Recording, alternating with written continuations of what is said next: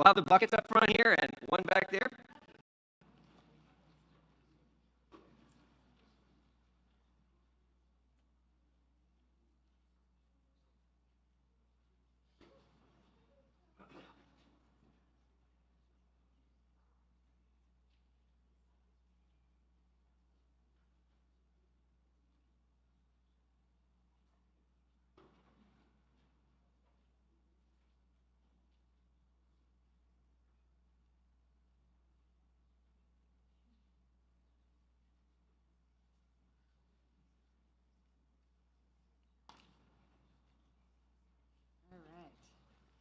Okay, so today, we don't always do this on Family Sunday, but today we also happen to be celebrating Promotion Sunday, which means that all of the kids in our congregation are moving up a grade in our classes.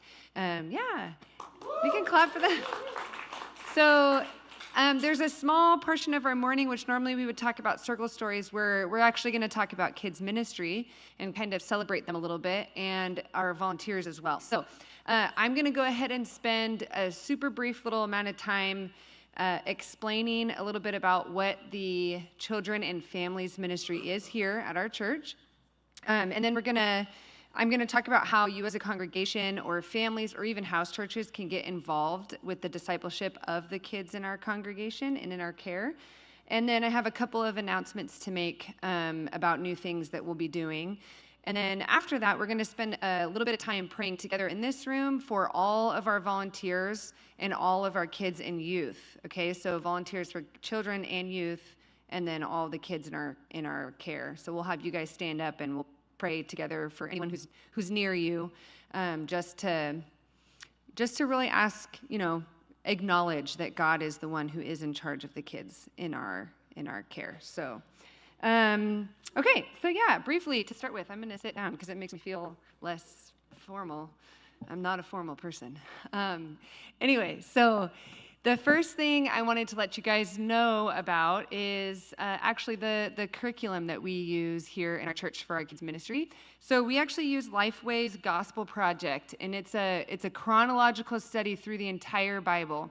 So we go in a 3-year cycle, and this summer will actually end our 3-year cycle. So we will have read over the past 3 years, by the end of the summer, we will have read through the entire Bible with the kids in our church. Yeah. So we chose this curriculum for many reasons. You guys are going to hear about them in the minutes to come. But we all here, the elders, the leaders, everybody truly believes that it is super important that the children and the believers in our congregation understand the big story of the Bible, that we have a good foundation for a biblical timeline, and then what is the history of our faith, our church, and that God had a plan from the beginning, and he had promises that were fulfilled and are yet to come. And so we really want those truths to be instilled in the minds of our kids. We want them to understand the biblical timeline. We want them to know where they are in that timeline right now. So that's why we've been going through the Bible chronologically. And every one of our lessons has a Christ connection. So we learn a Bible story again, like I said. It goes, we started in Genesis, we're ending in Revelation, all the way through chronologically. So each of our Bible stories, even in the Old Testament, will have a Christ connection where we point out what this story teaches us about Christ or how it points to him, or a promise about him, or something to do with Jesus Christ, because that is the center of the whole story of the Bible. We also will have a key passage every month, just about, or I'll say every unit, which usually is about a month of time. And so that is an opportunity for the kids in our congregation to memorize scripture. And to go along with that, we have what we call a big picture question and answer. And this is one of my favorite parts of our curriculum. This is similar to a catechism. If you're not familiar with catechism, it's basically a question and answer format to explain the basic theological truths of the Christian faith, and it's designed for memorization. So there's a couple of catechisms out there that are, foundational to the history of the Christian faith, and this curriculum draws from a couple of those to ask these big questions that have an answer to go with it. And we repeat it every Sunday throughout the whole unit, which again is about a month, so that the kids can memorize this. Basically, it's a theological truth. These are questions like, why did God create everything? And an answer would be, God created everything for his glory and our good. What does it mean to sin? To sin is to think, say, or behave in any way that goes against God and his commands. Who is in control of everything? God is in control of everything in heaven and on earth. Nothing is outside of God's good design. What is worship? What is the Bible? What is fair payment for sin? Why does sin separate us from God? So these are like a tiny handful of the questions that we've gone through in our Sunday classes throughout the last 3 years. So those give the kids an opportunity to memorize these big questions that they're no doubt going to end up asking in their faith journey, and then have an answer already memorized that comes from Scripture. And the Scripture they're memorizing goes along with that question and answer. So they do have a biblical reference to go back to for those answers. We also focus on an attribute of God every month. And so an attribute is something that tells us what someone is like or something is like. And so we want them to know what God is like. We want them to get in the habit of, when reading or hearing Bible stories, they ask, what does this tell me about who God is and what he is like? And so we go through an attribute every single month that kind of goes along with that question and answer and that memory verse.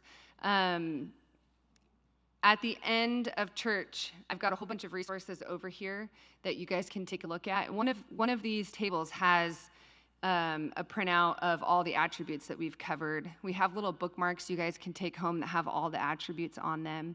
But it's things like God is compassionate, loving, he's generous, he's a rescuer. I mean, we've got all kinds of attributes that we've gone through. He's glorious, he's good. All these things, these truths about who God is that we are trying to teach the kids. And then that actually leads me to, how can we as a congregation get involved, especially those of you who are parents to kids that are in our ministry? And so, we do have these resources that you can take home with you. The first one being, in every age group, the kids get a little coloring page or activity page. And that activity page gives you the Bible story they went over. It gives you the key passage phrase, the big picture question and answer, the Christ connection. It will, starting in the fall, it will have a little QR code on there that you can scan with your phone if you want to watch Bible story videos or sing the songs or do anything else. You want more information for that lesson to go over with your kids. But that does give you an opportunity to talk to the kids about what they learned, to go over that question and answer. That is good for all of our faith formation, not just for the kids to have those big questions memorized. And then the monthly attribute we also pass out every day. That is in the 1st through 5th grade class that we particularly go over that attribute. And so that's a separate document that is actually designed to be a family discipleship resource. So it has a whole explanation in kid-friendly terms of that attribute. And then it has questions to specifically discuss as a family. And then on the back, it has a whole list of Bible verses that you can read through as a family that month. So it gives you an opportunity to have some actual designed time set apart for your family to be talking about this attribute that they're learning in class and to be reading through the Bible with your kids. So if discipleship time or a regular rhythm of getting together as a family is super overwhelming to you, this is a very simple, it's like pick up the form and read through it and read the verses, and it takes all that brain work out of it. So don't forget that that's there. The doors to the classroom, I don't know, they're probably on a different side of every door, either on the right or the left side, is a little holder, and that's where we put that every single Sunday. So when you go to pick up your kids, they're right there. Like, you just pull one out when you pick up your kids, okay? Okay, that also is a super helpful resource if you're a house church leader. or anyone in a house church and you're wanting to engage in conversation with the kids in your house church, pick some of those up, either today, they're there, or on Sundays, hanging up, so that you can be talking to your kids at house church, the kids in your house church too, just about what they're learning, and you kind of have some reference for what the church is going through. And then same for any of you guys here in our congregation. I don't know if that was me or, sorry if that was me, I scared myself too. So yeah, what was I saying?